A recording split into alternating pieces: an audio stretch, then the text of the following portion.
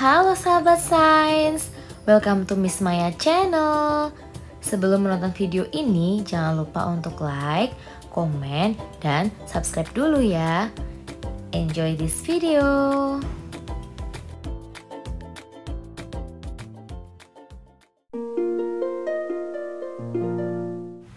Halo sahabat sains, kembali lagi di channel YouTube Miss Maya.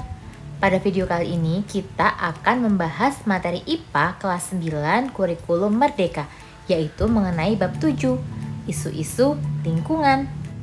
Sahabat sains, coba kalian perhatikan gambar tersebut ya.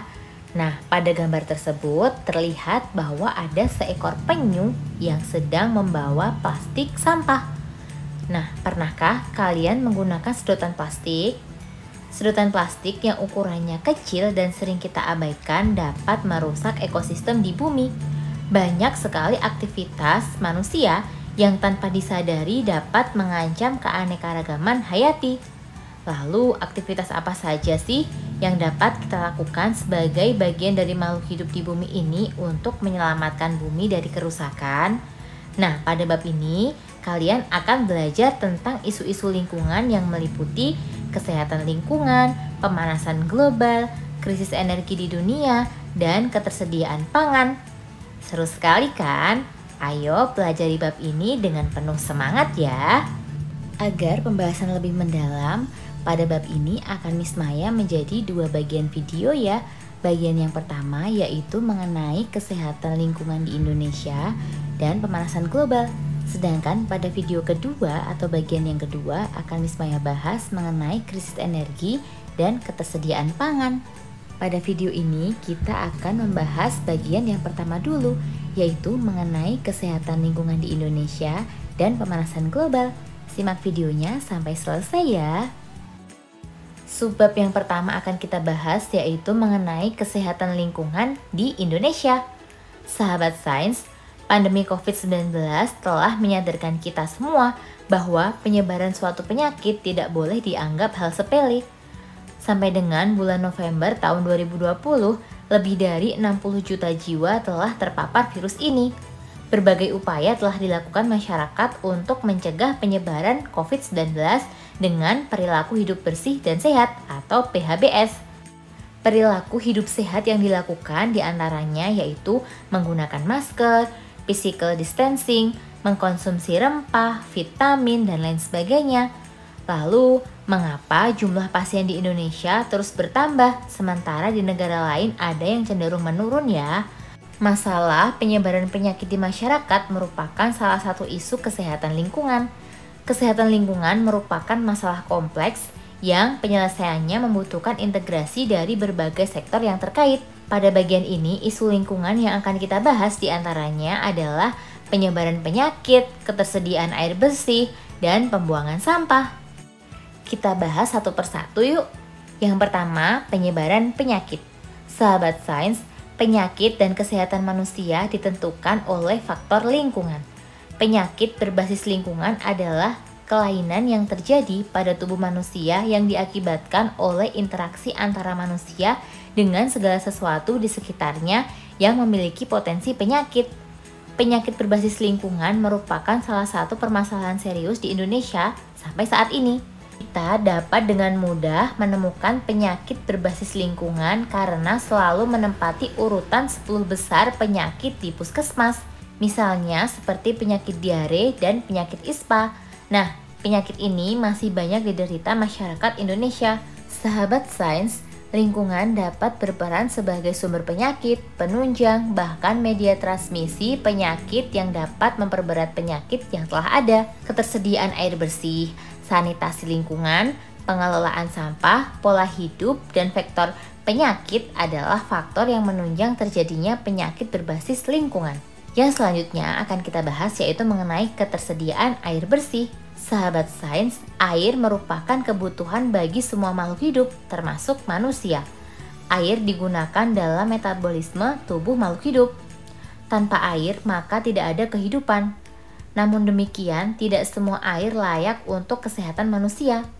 Air minum yang aman atau layak bagi kesehatan menurut Peraturan Menteri Kesehatan Nomor 492 Tahun 2010 adalah air minum yang memenuhi persyaratan secara fisik, mikrobiologis, kimia, dan radioaktif. Secara fisik, air yang layak minum tidak berbau, berasa, dan berwarna. Sedangkan secara biologis, yaitu air yang layak minum tidak mengandung mikroba yang merugikan kesehatan manusia. Secara kimiawi, air yang layak minum tidak mengandung bahan kimia yang mengancam kesehatan. Secara radioaktif, tentu saja tidak mengandung zat radioaktif yang tidak melebihi kadar tertentu. Sahabat sains, setiap rumah tangga harus memiliki akses terhadap air bersih yang layak minum. Kebutuhan air layak minum tidak hanya dilihat dari kuantitasnya saja, melainkan juga harus ditinjau dari segi kualitasnya juga. Namun demikian, masih banyak masyarakat Indonesia yang belum memiliki akses air yang layak minum seperti yang ditunjukkan pada grafik berikut ini. Berdasarkan grafik tersebut, dapat kita ketahui bahwa hanya sebesar 73,65% masyarakat Indonesia yang memiliki akses air layak minum. 3 provinsi dengan persentase terbesar yaitu Kalimantan Timur, Kepulauan Riau, dan Bali. Sementara 3 provinsi dengan persentase rumah tangga yang memiliki akses air minum yang paling sedikit yaitu Provinsi Bengkulu, Papua, dan Kalimantan Barat. Sahabat sains, akses air minum yang layak ditentukan oleh sumber airnya. Sumber air minum yang layak dapat bersumber dari air sumur, sumur bor, keran umum, ledeng, terminal air, atau penampungan air hujan. Air minum dalam kemasan atau dari penjual air minum keliling tidak termasuk ke dalam akses air minum yang layak. Sumber air minum yang layak harus berjarak minimal 10 meter dari tempat penampungan kotoran atau sampah atau limbah. Selain itu tentu saja memenuhi kriteria secara fisik, biologis, kimia, dan juga radioaktif. Yang selanjutnya yaitu mengenai pembuangan sampah. Sahabat sains, sampah merupakan zat sisa yang tidak diinginkan dari suatu proses kegiatan. Sampah dapat menjadi masalah jika dibiarkan begitu saja karena dapat mengganggu estetika, kesehatan, bencana, dan juga mengganggu ekosistem. Pengelolaan sampah erat kaitannya dengan sanitasi lingkungan. Sanitasi yang baik dapat mendukung kesehatan lingkungan sehingga dapat mendukung kesehatan masyarakat yang tinggal di lingkungan tersebut. Sahabat sains, perilaku masyarakat Indonesia dalam membuang sampah masih tergolong tidak baik. Sampah masih dengan mudah ditemukan berserakan di berbagai tempat. Banyak sekali bencana, terutama banjir, diakibatkan oleh tersumbatnya aliran air oleh sampah. Sahabat sains, coba kalian perhatikan gambar berikut ini ya. Nah, gambar berikut menunjukkan data tentang perilaku masyarakat Indonesia dalam membuang sampah pada tahun 2018. Indonesia merupakan penghasil sampah plastik laut terbesar kedua di dunia. Sifat sampah plastik tidak mudah terurai. Proses pengolahannya menimbulkan toksik dan bersifat karsinogenik atau zat yang dapat menyebabkan kanker. Nah, jika diolah dengan baik, sampah plastik daur ulang dapat menghasilkan keuntungan sebesar 16.379.472 per bulan dari produksi 48 ton sampah plastik. Berdasarkan penelitian yang dilakukan oleh UC Davis dan Universitas Hasanuddin di Pasar Putre Makassar, ditunjukkan 23 sampel ikan yang diambil memiliki kandungan plastik di perutnya. Wah, ngeri ya sahabat sains. Nah, pemerintah pusat maupun daerah melakukan berbagai upaya untuk dapat mengurangi dampak negatif sampah plastik. Yang pertama yaitu di Kabupaten Bandung, Bali, dilakukan pengolahan sampah plastik menjadi BBM atau bahan bakar minyak. Kemudian di Surabaya diluncurkan Surabaya Bus, yaitu tiketnya dapat diperoleh dengan menukarkan sampah plastik. Wah, menarik juga ya sahabat sains. Sahabat sains, subbab yang akan kita bahas selanjutnya yaitu mengenai pemanasan global. Pernahkah kalian menggunakan jas hujan di saat terik matahari? Cobalah kalian pakai jas hujan saat terik matahari di lapangan sekolah. Apa perbedaan yang dapat kalian rasakan saat menggunakan jas hujan dengan tidak menggunakan jas hujan? Apakah yang akan terjadi pada bumi jika diselimuti senyawa yang dapat memerangkap panas seperti jas hujan yang kalian gunakan? Nah, pada bagian ini kalian akan belajar tentang penyebab pemanasan global, akibatnya, dan cara menanggulanginya. Kita bahas satu persatu yuk. Yang pertama, kita akan membahas mengenai penyebab dan dampak dari pemanasan global. Sahabat sains, suhu rata-rata bumi telah meningkat dalam kurun waktu 100 tahun terakhir. Data NASA menunjukkan bahwa tahun 2016 merupakan tahun terhangat yang pernah tercatat.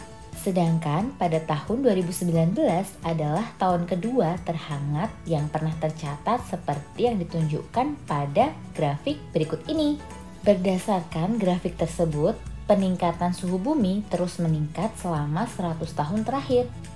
Kenaikan suhu rata-rata bumi ini dikenal dengan istilah pemanasan global atau efek rumah kaca. Pemanasan global erat kaitannya dengan perubahan iklim dunia. Pemanasan global terjadi akibat aktivitas manusia yang menghasilkan gas buangan seperti karbon dioksida, nitrogen oksida, sulfur oksida, dan metana. Gas buangan ini dihasilkan dari berbagai aktivitas, terutama pembakaran bahan bakar fosil dan industri. Gas-gas ini terakumulasi di atmosfer yang menyebabkan energi matahari terperangkap di bumi dan tidak dapat dipantulkan keluar angkasa lagi. Nah, akibatnya suhu bumi akan meningkat. Sahabat sains, terjadinya pemanasan global juga diperparah oleh kerusakan hutan atau deforestasi dan menipisnya lapisan ozon. Hutan memiliki fungsi untuk menyerap karbon dioksida, sehingga jika hutan rusak, maka perannya semakin berkurang dan karbon dioksida masih banyak terdapat di atmosfer. Menipisnya lapisan ozon menyebabkan semakin banyaknya energi matahari yang masuk ke dalam bumi. Telah banyak dampak yang terjadi akibat dari pemanasan global. Pemanasan global berpengaruh terhadap perubahan iklim dunia. Pemanasan global dapat menyebabkan beberapa hal, di antaranya yaitu yang pertama, kenaikan air laut karena daratan es di kutub mencair. Yang kedua, meningkatnya kejadian bencana. Yang ketiga, musim kering berkepanjangan. Yang keempat, cuaca ekstrim dan mewabahnya penyakit tertentu. Sahabat sains, lalu sebagai manusia, usaha apa sih yang bisa kita lakukan? Nah, kita akan membahas ya, usaha untuk mencegah pemanasan global. Terjadinya pemanasan global sebagian besar diakibatkan oleh aktivitas manusia yang kurang memperhatikan lingkungan. Dan sudah sepantasnya sebagai manusia juga kita harus melakukan upaya untuk menanggulangi pemanasan global. Di antaranya yang pertama, melestarikan ruang terbuka hijau. Sahabat sains, menjaga keberadaan daerah terbuka hijau dalam upaya mempertahankan keberadaan daerah resapan air maupun penyerapan karbon. Keberadaan tanaman sangat penting untuk menjaga keberadaan sumber air tanah dan penyerapan karbon. Seperti yang sudah kita bahas sebelumnya, bahwa gas karbon dioksida adalah salah satu yang menyebabkan dari efek rumah kaca, sehingga kita perlu mengembangkan sumber energi alternatif yang ramah lingkungan yang tidak menghasilkan gas karbon dioksida. Salah satu contohnya adalah membangun pembangkit listrik berbahan bakar non-fosil. Contoh pembangkit listrik yang dikembangkan di Indonesia meliputi pembangkit listrik tenaga air, pembangkit listrik tenaga angin, pembangkit listrik tenaga surya, dan pembangkit listrik tenaga nuklir. Upaya yang selanjutnya yaitu penghematan energi. Penghematan energi seperti energi listrik dan bahan bakar fosil juga perlu dilakukan dalam upaya pengurangan emisi gas rumah kaca. Beberapa contoh penghematan energi dapat dilakukan di sektor industri, bangunan komersial seperti kantor, perhotelan, apartemen, supermarket, dan lain sebagainya. Kemudian penggunaan transportasi umum dan menggunakan transportasi non-mesin ketika berpergian di jarak yang dekat. Kegiatan penghematan energi yang dilakukan secara berkesinambungan dapat menjadi salah satu solusi yang efektif untuk mengurangi dampak dari gas rumah kaca. Upaya yang selanjutnya yaitu dengan memperhatikan sektor peternakan. Sahabat sains, sektor peternakan terutama sapi akan menghasilkan limbah berupa kotoran yang banyak menghasilkan gas metana. Limbah yang dihasilkan dalam sektor peternakan tersebut merupakan salah satu gas rumah kaca yang perlu diperhatikan kadarnya di atmosfer. Salah satunya dengan mengembangkan energi alternatif biogas. Pemanfaatan energi alternatif biogas menjadi salah satu solusi energi terbarukan yang sejalan dengan pelestarian lingkungan untuk menanggulangi pemanasan global. Sahabat sains, demikianlah pembahasan kita mengenai subbab kesehatan lingkungan di Indonesia dan pemanasan global. Bagaimana sahabat sains? Apakah kalian sudah paham mengenai subbab ini?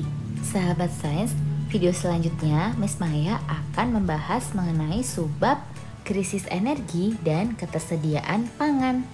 Dukung channel ini ya dengan cara subscribe agar kalian tidak ketinggalan video terbaru Miss Maya. Tetap semangat belajar sahabat sains. Thank you for watching sahabat sains. See you on my next video. Bye bye.